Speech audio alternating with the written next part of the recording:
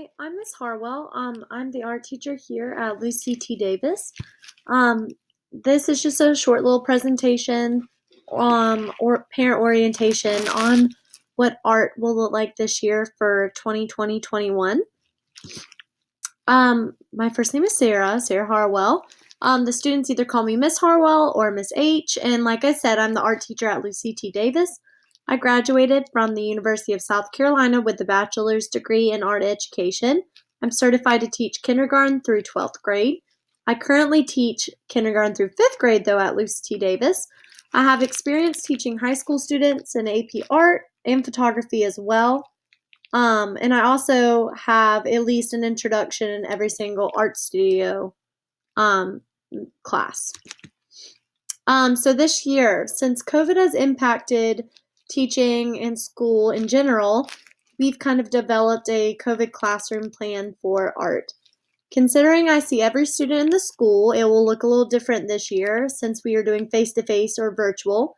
This technically only applies to face-to-face students, not virtual students. So basically I have about 8 tables in my room, so 1 to 2 students will be at a table. Depending on the class size, if we have a larger class size, there'll probably be 2 students to a table. If we have a smaller class size, 1 student per table.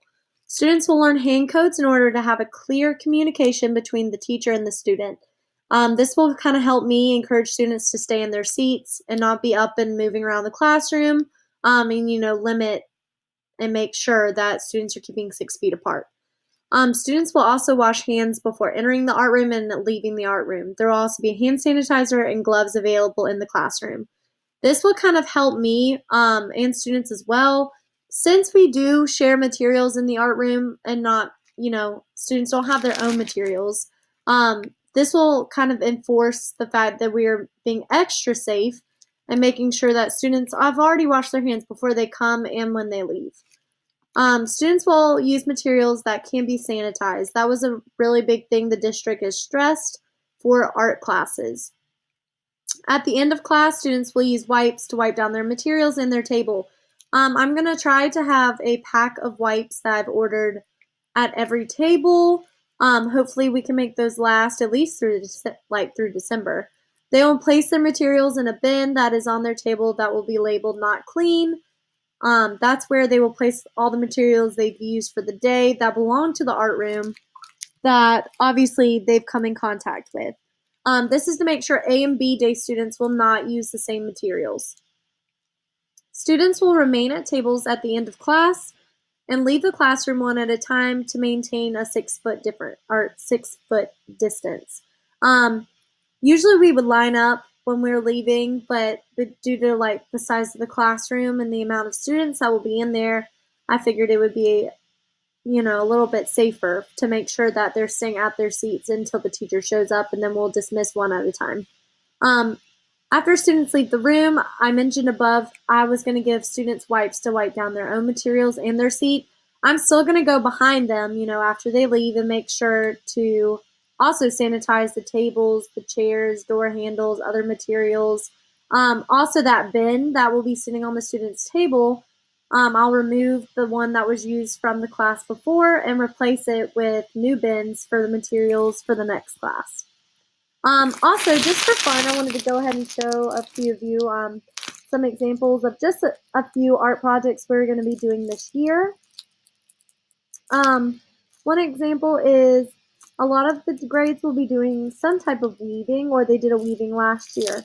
So if your student or your child doesn't do a weaving this year, it probably means they did one last year. First grade will be doing the owl weavings that you see on the right, the owl collage weavings, and then on the left is a project second grade does where they do cool and warm color weaving for Valentine's Day. They turn it into a cute little heart. And then 4th and 5th grade will be making wall hangings out of yarn and leftover fabric, scraps, and things like that they can hang from the wall if they wanted to.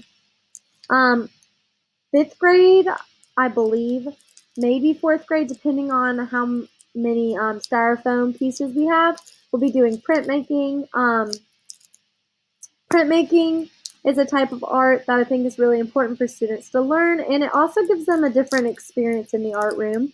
As you can see, there's two different examples, and the note card beside the prints that these students have done are artist statements, which helps students practice talking about their artwork to a peer or to a teacher or to someone, and kind of describing what they drew and what it means to them. I also do self-portraits with every grade. This is an example of third grade. They did robot self-portraits. So we will obviously draw realistic self-portraits, which is a picture of the artist, the person who drew it.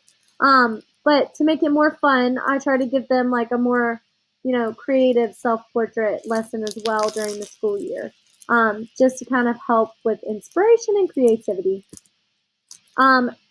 Here's my contact information if you need to email me. My email is right there, sharwell@fsd1.org.